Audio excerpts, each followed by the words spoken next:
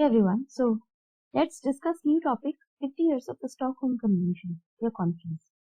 इसमें जो है आपने देखा होगा कि recently it is like 50 plus meetings हो चुकी हैं already and was held in Stockholm Sweden.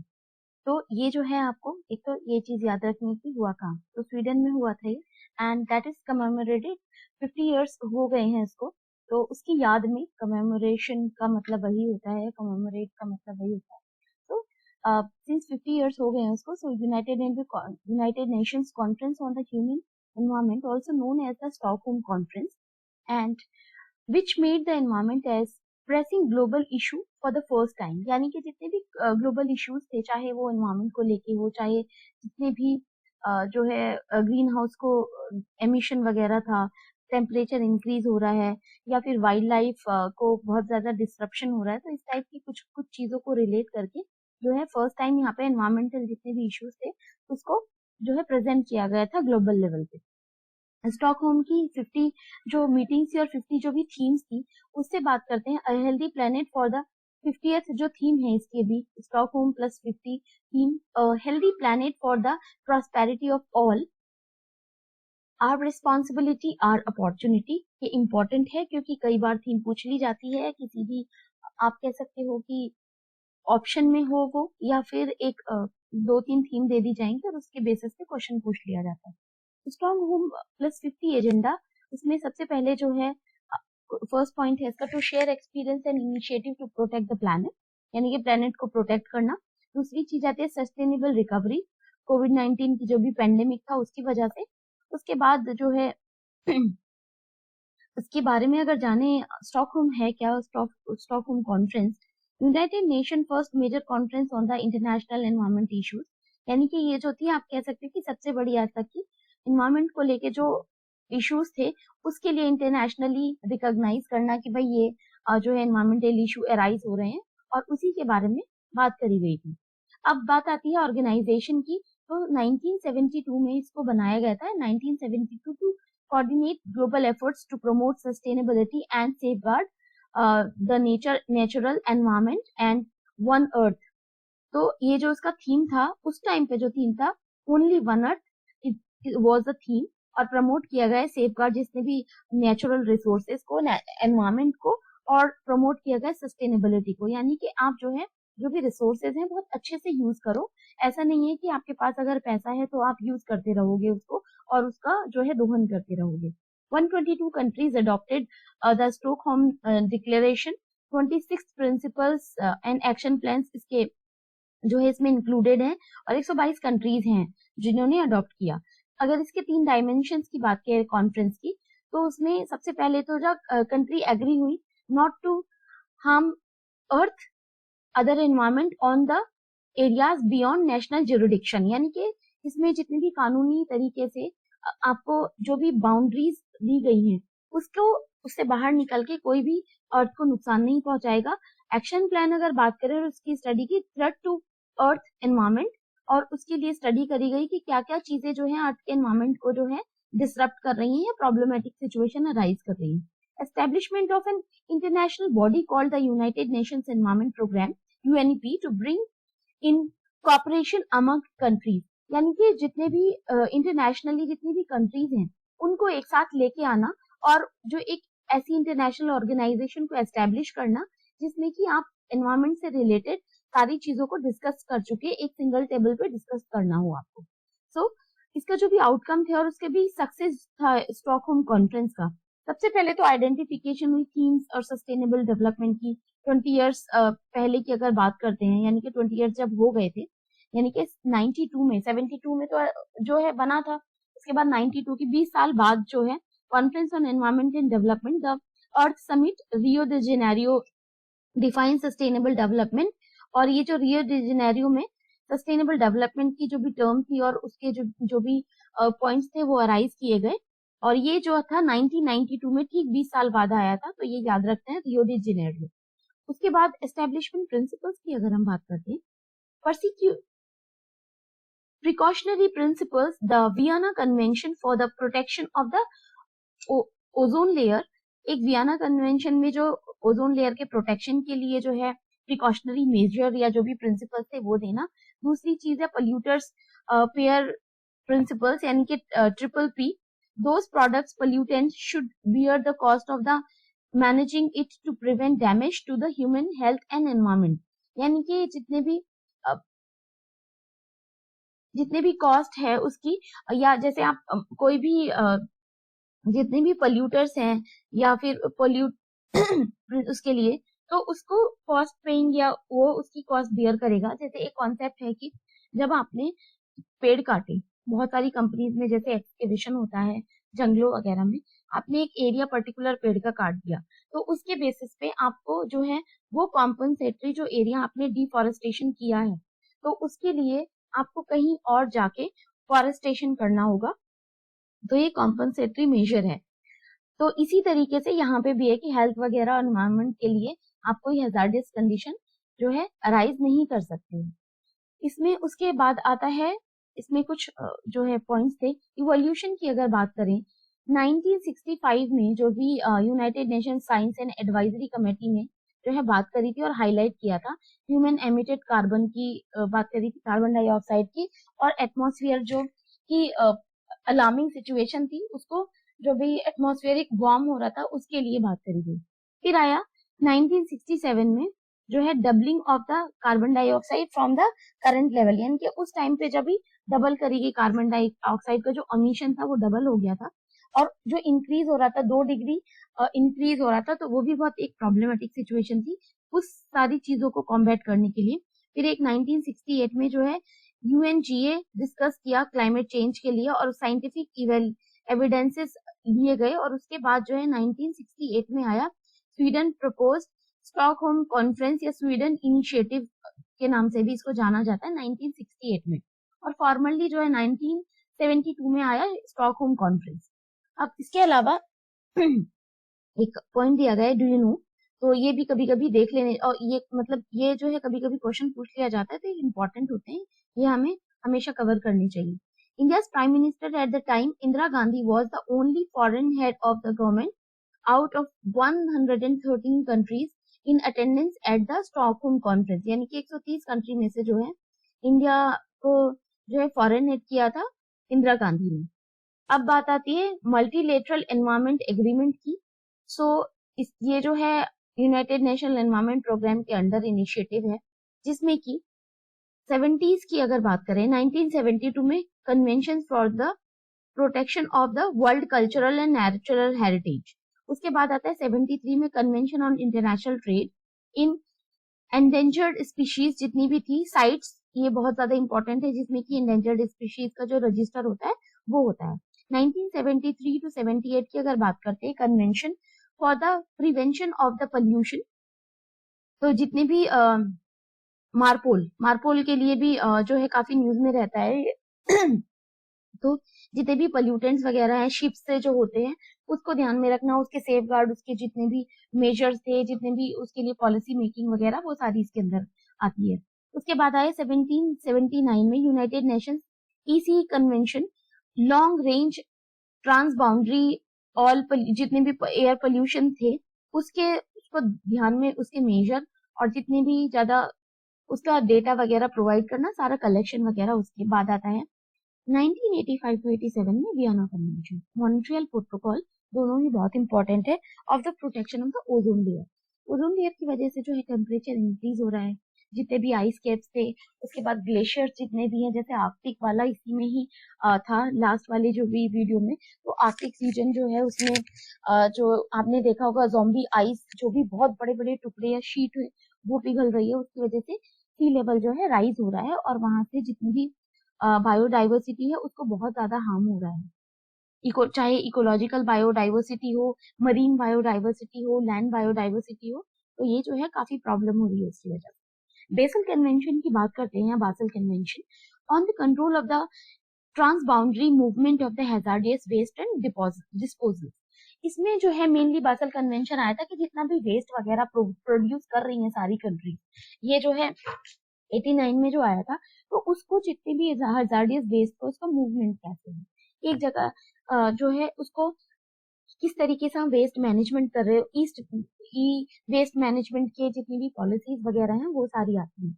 अब आता है 1992 कन्वेंशन ऑन बायोलॉजिकल डाइवर्सिटी या बायोडाइवर्सिटी, बहुत ज्यादा इंपॉर्टेंट है ये।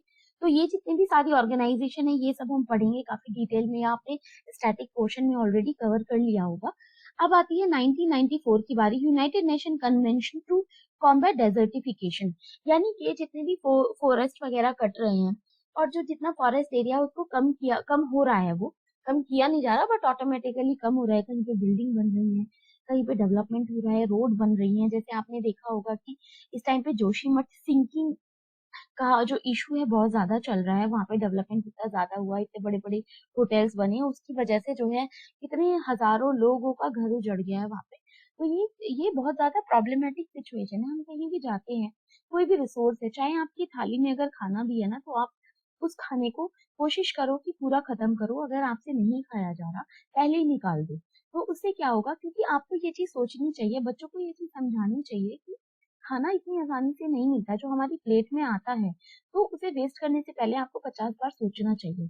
बहुत सारे फार्मर्स हैं जो कि कितनी दिन रात मेहनत करते हैं, चलो ठीक है हमने पैसा दिया उसके बदले, लेकिन उनको जो फार्मर्स होते हैं उनको उसकी प्रॉपर जो है अमाउंट उनका या उनकी मेहनत नहीं मिल पाती, क्योंकि बीच में बहुत सारे जो है रिटेल चेन्स होती हैं, उसके बाद बहुत सारे जो है ऑनलाइन में भी आजकल चल रहा है, और पैकेजिंग और ये सारा चीजें होती है, तो उसकी वजह से काफी ज्यादा उन लोगों को जो है प्रॉपर उनकी मेहनत नहीं मिल पाती। उसकी वजह से देखा होगा आपने बहुत सारी न्यूज में कि महाराष्ट्र में बहुत सारे फार्मर्स सुसाइड कर लेते हैं। अब आता है 1998 रोटरडैम कन्वेंशन और on hazardous chemicals international trade, जितने भी हैं, तो उसमें जैसे डीडीटी वगैरह का बहुत यूज होता था, इन सारी चीजों को देखते हुए क्लोरोफ्लोरोकार्बन और इस टाइप की जो भी चीज होती है और केमिकल सब्सटेंसेज है, उनको जो भी इंटरनेशनली इनको देखना कि प्रॉपरली इसका जो चैनलाइजेशन है वो कैसे हो रहा है। 1998 में आया यूनाइटेड नेशन ECE या फिर Aarhus convention on access to information, public participation and access to the justice of environmental matters, यानी कि आपने देखा होगा कि पोचिंग वगैरह होती है जिसमें मार दिया जाता है एनिमल्स वगैरह को, उसके अलावा जितने भी मैटर होते हैं इंफॉर्मेशन वगैरह प्रॉपर नहीं है, और ये सारी चीजें और प्रॉपर जो है जस्टिस प्रोवाइड करना, तो ये सारी चीजें इसमें आ रही है। अब आया 2021 में, सॉरी 2001 में Stockholm convention on the persistent organic pollutant, यानी कि जितने भी ऑर्गेनिक पोल्यूटेंट थे उसका प्रॉपर जो भी चैनलाइजेशन और उसको जो है देखना, उसकी जो डिटेलिंग वगैरह लेना। उसके बाद आता है मीना माटा कन्वेंशन, मरकरी के लिए था ये, और आपने देखा होगा कि मीना माटा disease is so I mean threatening, life threatening होती है, तो उसकी वजह से जो है बॉडी पूरा आड़ा टेढ़ा, फेस सर बहुत बड़ा हो जाता है, और उसकी वजह से जो है एबनॉर्मेलिटी शो करता है मीनामाटा। तो ये जो है मेनली जापानीज उसमें दिखा था सबसे पहले, तो ये चीज एक इसीलिए इसको काफी ज्यादा एक कह सकते हो कि बहुत ही मतलब सीरियसली लिया गया। और उससे और ये था 70 सबसे पहले वाला Ramsar convention on wetlands, international importance के लिए 1971 में आया था। तो ये जो सारी चीजें हैं 70s 80s 19 एंड 2000 वाली, तो ये सारी जो जितनी भी ऑर्गेनाइजेशन थे वो भी एग्जिस्ट कर रही हैं। कुछ इनके जितने भी इनिशिएटिव्स थे वो जो है यूपीएससी का फेवरेट टॉपिक होता है। इनमें से साइट्स है, एंडेंजर्ड स्पीशीज हैं, जितनी भी लीस्ट जो है कंसर्न स्पीशीज हैं, ये सारी चीजों के ऊपर हमेशा से क्वेश्चन पूछा जाता है।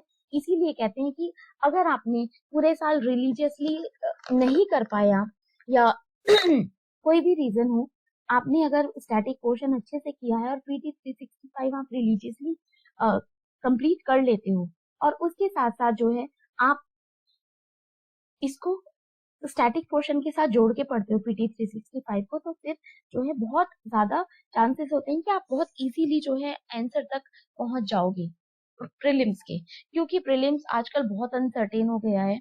मैंने बहुत मेहनत करी, ऐसा नहीं है, लेकिन कई बार ऐसा होता है ना कि आप बहुत सारी चीजों को एक छोटी छोटी सी गलती कर देते हो, उसकी वजह से जो है आपका जो है अटेम्प्ट जो जा सकता है, और उसकी वजह से कुछ नंबर से भी आपके पूरी साल की मेहनत चली जाती है प्रीलिम्स की।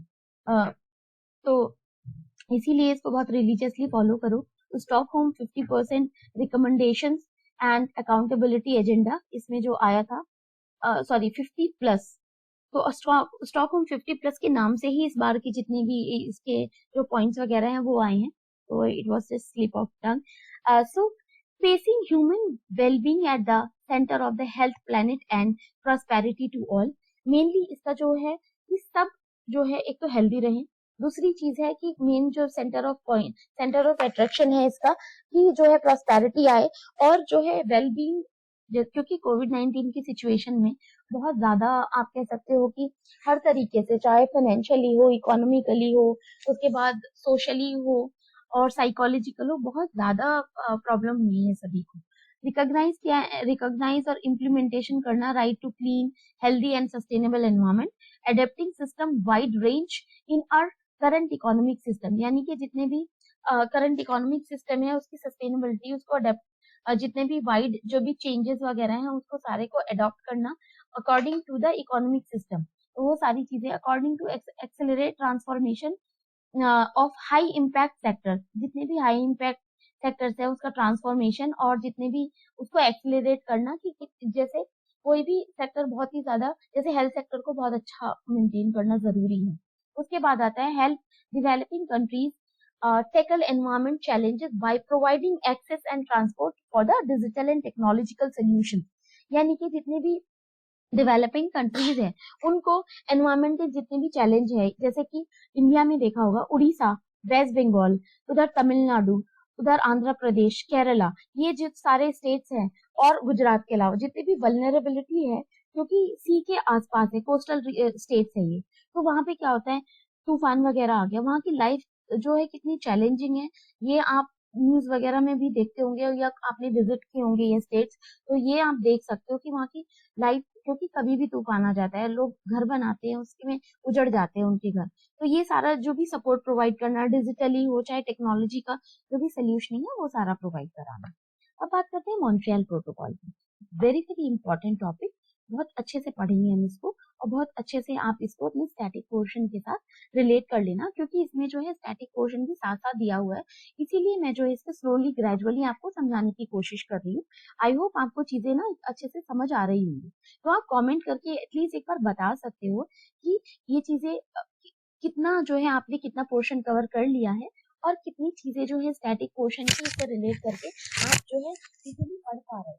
तो क्योंकि मैंने जो है एनवायरमेंट के लिए भी काफी सारी स्टैटिक पोर्शन की वीडियोस जो अपलोड की थी, तो आप प्लेलिस्ट में जाके ना उनको देख के रिवाइज कर सकते हो आराम से. International day for the prevention of the ozone layer and celebrated on 16th of September, यानी कि 16 सितंबर को हम सेलिब्रेट करते हैं ओजोन डे या ओजोन लेयर डे. उसमें जो है Montreal protocol 35th global cooperation protection life on earth, तो इसका जो भी थीम थी ये बहुत इंपॉर्टेंट है, ये आपको याद रखनी है. Global cooperation protecting life on earth, ठीक है. उसके बाद मॉन्ट्रियल प्रोटोकॉल की बात करते हैं. 1987 में मॉन्ट्रियल प्रोटोकॉल आया था ओजोन लेयर के लिए. उसके बाद protection of Vienna convention for the protection of the ozone layer 1985. उसके बाद आता है government scientific industry work together to cut 99% of the all ozone depletion substances, यानी कि जितने भी ओजोन डिप्लीशन सब्सटेंसेस हैं उसको जो है कट आउट करना. कोई भी मतलब इस तरीके के इनिशिएटिव लिए जा रहे हैं कि बस किसी तरीके से एनवायरमेंट को अच्छे से बचाया जाए, बिकॉज अगर एनवायरमेंट नहीं बचेगा तो फिर हम लोगों की जो लाइफ होगी ना बहुत ज्यादा प्रॉब्लमेटिक हो जाएगी. एंड आई थिंक एक पर्टिकुलर टाइम के बाद जो है लाइफ का इमेजिन करना अर्थ पे बहुत मुश्किल हो जाएगा. तो everybody is trying to do that. 198 members हैं इसमें, ratified 198 UN members state including India, तो इंडिया भी इसका मेंबर है. Kigali agreement very important. तो अगर हम किगाली एग्रीमेंट की बात करते हैं, अडॉप्ट किया गया 2016 में, entered into force in 2019. Kigali agreement को 2016 में अडॉप्ट किया गया था और 2019 में इसको फोर्स में लेके आया गया था. Provide a path to achieve on an 80% reduction in HFCs consumption by 2047, यानी कि जितना भी इसका रिडक्शन है हाइड्रोफ्लोरोकार्बन, सो उसका जितने भी एमिशन है, क्योंकि एसी वगैरह से भी ये जो है काफी ज्यादा ये एराइज होता है, यानी कि एमिशन होता है उसका, तो बहुत ज्यादा इंपॉर्टेंट है उसका एक जो रिडक्शन किस तरीके से किया जाए। एडेप्टेशन या adapted because Montreal protocol lead to replacement of the chlorofluorocarbon with hydrofluorocarbon यानी कि बिकॉज CFC जो है क्लोरोफ्लोरोकार्बन उसको जो है रिप्लेस करना हाइड्रोफ्लोरोकार्बन से, and which do not destroy the ozone layer but that are extremely potential in causing global warming, because इसकी वजह से ग्लोबल वार्मिंग जो है बहुत हद तक बहुत ज्यादा इफेक्ट करता है global warming, I mean ozone layer को। अब ओजोन 3 की बात करते हैं, O3 की। तो ओजोन डिप्लीशन सब्सटेंसेस की अगर बात करें, सबसे पहले जो है ओजोन लेयर में that is concentrated in stratosphere, यानी कि आपने देखा होगा कि जो जोन्स है मीजोस्फीयर, स्ट्रेटोस्फियर, लिथोस्फियर, तो ये सारे उसमें है, तो ये स्ट्रेटोस्फियर में पाया जाता है, एंड एब्जॉर्ब अल्ट्रावायलेट रेज। तो हमारी पृथ्वी पे जो अल्ट्रावायलेट रेज आती है उनको आने से रोकता है, ये चीज आपको दिख रही होगी। ये ट्रोपोस्फियर है 0 से 10 किलोमीटर का, और उसके बाद जो 10-10.5 किलोमीटर से 50 किलोमीटर तक जो एरिया है वो स्ट्रेटोस्फियर का है। तो ये जो ओजोन लेयर है ये हमें अल्ट्रावायलेट रेज से जो है बचाती है, और क्योंकि अल्ट्रावायलेट रेज अगर हमारी स्किन पे डायरेक्ट पड़ जाती है, एक तो कैंसर वगैरह, ऊपर से स्किन डिजीज होने का बहुत ज्यादा खतरा बढ़ जाता है। और इसमें जो है chlorine, fluorine and carbon 3 substances होते हैं जो कि ओजोन के डिप्लीशन में सबसे ज्यादा जो है रोल प्ले करते हैं। तो CFC मॉलिक्यूल, ओजोन मॉलिक्यूल, और इसमें जो है इसका डिप्लीशन हो रहा है, and that is ultraviolet rays split a chronic atom away from the CFC, and the chlorine atom break up at ozone molecule making a hole in the ozone layer। उसकी वजह से ही ओजोन में जो है whole बन जाता है। The molecules left behind are chlorine monoxide and oxygen, यानी कि इसका ऑक्सीजन का जो है क्लोरीन मोनोऑक्साइड का जो मॉलिक्यूल्स हैं वो बन जाते हैं, और उसकी वजह से भी डिप्लीशन हो जाता है ओजोन का। अब यहाँ पे जो है बात करी गई है कुछ और चीजों की। So thinning of the ozone layer, इसमें 1985 में जो ozone hole over the Arctic region बना था, उसके बाद जो है ओजोन डिप्लीशन इसमें मेनली था ODS, man made chemicals having high ozone depletion potential, ODP, जिसमें की है सबसे पहले जो है क्लोरोफ्लोरोकार्बन है जो कि कॉज करता है ओजोन डिप्लीशन को। दूसरा है Helon, methyl bromide, CH3Br, and उसके बाद आता है ब्रोमोक्लोरोमीथेन, CH2BrCl एक्सेट्रा। तो ये सारे जो भी हेजार्डियस जो है केमिकल्स हैं उसकी वजह से ओजोन डिप्लीशन हो जाता है। तो ये याद रखना है आपको। एक तो ओजोन डिप्लीशन के लिए सबसे पहले क्लोरोफ्लोरोकार्बन, हेलेंस या फिर हेलोन बोल सकते हो आप इसको, मिथाइल ब्रोमाइड एंड ब्रोमोक्लोरोमीथेन, 4 सब्सटेंसेस हैं, इनको याद रखना है, केमिकल्स हैं उनको याद रखना है। Use of the ODS, refrigerator में यूज किया जाता है। उसके बाद आता है एयर कंडीशनर्स में, और जितने भी फायर एक्सटिंग्विशर फोम्स हैं और या फिर फोम्स हैं इसमें यूज किया जाता है। उसकी वजह से बहुत ज्यादा आप कह सकते हो कि ओजोन का डिप्लीशन होता है, या इनको ओजोन डिप्लीशन सब्सटेंसेस बोला जाता है। Impact of ozone layer depletion increases risk of skin cancer, क्योंकि आपकी अल्ट्रावायलेट रेज जो है आपकी स्किन पे पड़ेंगी, उसकी वजह से स्किन कैंसर हो सकता है, या फिर कैटरैक्ट हो सकता है यानी कि मोतियाबिंद, वीकनेस आ सकती है, इम्यून सिस्टम बिगड़ सकता है, डिक्रीज एग्रीकल्चरल प्रोडक्टिविटी। उसके अलावा जो है टेरिस्ट्रियल इकोसिस्टम को या एक्वेटिक इकोसिस्टम दोनों को ही काफी ज्यादा नुकसान पहुंच सकता है, और जितने भी बायोकेमिकल साइकिल्स हैं वो जो है फूड साइकिल में भी एंटर हो सकती हैं। अब इसके बाद आती है इसके रिलेटेड न्यूज है। ओजोन डिप्लीशन गैस इंडेक्स की अगर बात करते हैं, US ने जो है national oceanic that is, just give me a minute, ऊपर वाला एक टॉपिक रह गया, पहले नीचे वाला ही कर लेते हैं। तो इसमें अगर बात करें, release by United states of America, national oceanic and atmospheric administration NOAA, ये जो है रिलीज करा गया था US के द्वारा, and tracked the overall stratospheric concentration of ozone depletion, chlorine and bromine from the long-lived ODS relative to its peak concentration in the early 1990s। यानी कि अर्ली 1990s में जो है इसका डिप्लीशन बहुत ज्यादा हो रहा था। जो भी इसकी ट्रैकिंग वगैरह है स्ट्रेटोस्फीयर की, वो देखना, उसकी कॉन्सेंट्रेशन वगैरह देखना। Ozone concentration is commonly measured by Dobson unit, यानी कि डॉप्सन यूनिट के द्वारा जो है इसका देखा जाता है कि कितना ओजोन कॉन्सेंट्रेशन हुआ। और इसकी जो भी की फाइंडिंग्स हैं, overall concentration of ODS, ozone depletion, जो भी सब्सटेंसेस थे वो देखना। और जितने भी है mid latitude stratosphere in 2022 are back to those observed in 1980s before ozone depletion was significant। उस टाइम पे जो भी ओजोन डिप्लीशन सिग्निफिकेंटली देखा जा रहा था, तो ये सारे जितने भी ओवरऑल जो कॉन्सेंट्रेशन था उसकी स्टडी करी गई है। अब आता है इंडिया और मॉन्ट्रियल प्रोटोकॉल की अगर बात करें। Become a party to Montreal protocol in 1992, has successful met phase out target of all ODS as per Montreal protocol schedule and approved the ratification of the Kigali Amendment to Montreal Protocol in 2021। Accordingly, India की अगर बात करें, India has to start phase down by 2028 and cut hydrofluorocarbon and emission जो है 15% तक reduce करेगा India. और जो उसका मेनली आप कह सकते हो कि इसका टारगेट है 2024 से 26, एंड उसका जो भी और लेवल्स बाय द 2047। अब इसमें मॉन्ट्रियल प्रोटोकॉल की बात करें, Montreal protocol is the data one of the rare treaties to achieve universal stratification. तो यूनिवर्सल स्ट्रैटिफिकेशन को अचीव करने के लिए जो है मॉन्ट्रियल प्रोटोकॉल रेयर ट्रीटी करता है। उसमें आता है nearly 90% of the earth ozone resides in the ozone layer, यानी कि 90% जो है अर्थ की जो भी ओजोन है, ओजोन लेयर में ही निवास करती है मेनली।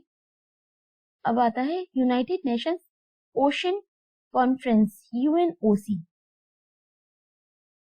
काम करते हैं, आई थिंक ये दूसरी वीडियो में कवर करते हैं, तो छोटे छोटे वीडियोस में थोड़ा इजी भी रहेगा आप लोगों के लिए। टिल देन आप अच्छे से स्टडी करो, ये टॉपिक कवर करो। Montreal protocol is very very important, इसके जितने भी इनिशिएटिव्स थे वो अच्छे से आप एक बार देख लेना। टिल देन आप अच्छे से स्टडी करो। Thank you so much guys. And अगर आपको कंटेंट अच्छा लग रहा हो तो लाइक कर सकते हो, शेयर कर सकते हो अपने फ्रेंड सर्कल में। तो ये जो है इनिशिएटिव है, तो आई थिंक उसमें आपका भी कॉन्ट्रीब्यूशन होगा। Thank you.